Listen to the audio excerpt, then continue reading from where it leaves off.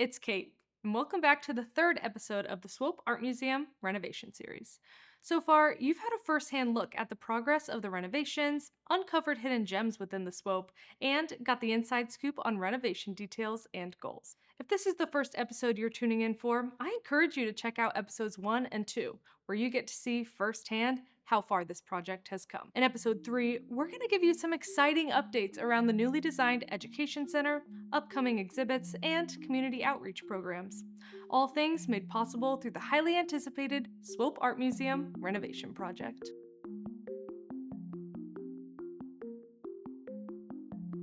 We're doing our first major renovation in 25 years, and really the first altering to the fabric of the building in a major way since it was built in 1901. $6 million that we've raised is the largest amount raised in a capital campaign in Vigo County history outside of the universities and the hospital.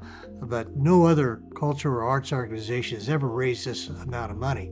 So much of it's being invested in the foundational aspects of the building, literally some in the foundation. We will be marking the 125th anniversary of the building itself, and we will have some special exhibitions, some from our own collection, which we've had an opportunity to spend more time with, works on paper especially that have never been exhibited here before, paintings that haven't been exhibited for a long time. With the addition of a larger elevator, this is going to make moving pieces so much easier.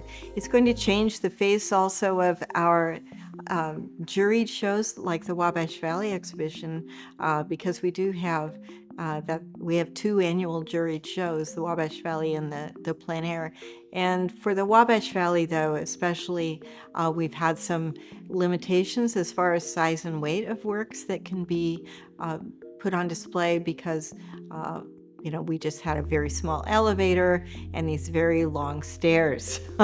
So now with the addition of the elevator, that's going to probably be a game changer for some artists, and it might change the way the Wabash Valley exhibition looks. We currently have some of our best paintings out of the museum and on loan to other museums during the construction period and beyond, under the theory that will help spread the reputation of the Swope there, and it will give us an opportunity to hang other works of art here. No one is as deeply involved as John Gedrick. We do have some more contemporary works that were not part of the Cox purchase. Gilbert Wilson is a Terre Haute artist, and I think this is fair to say. I think we are the largest repository of his artwork and his letters and the documents. In fact, we have an archivist who is working on those right now, and so I would very much like to see an exhibit, if not when we open, soon after we open. We are known throughout Terre Haute, the Wabash Valley, in offering programs for children and for young adults. But for adults, our programming pretty much is studio based, meaning that artists can come and do figure drawing or set up their easels to do a plein air competition or those sorts of things. And so it would be nice to expand our scholarship to that with our STEAM program.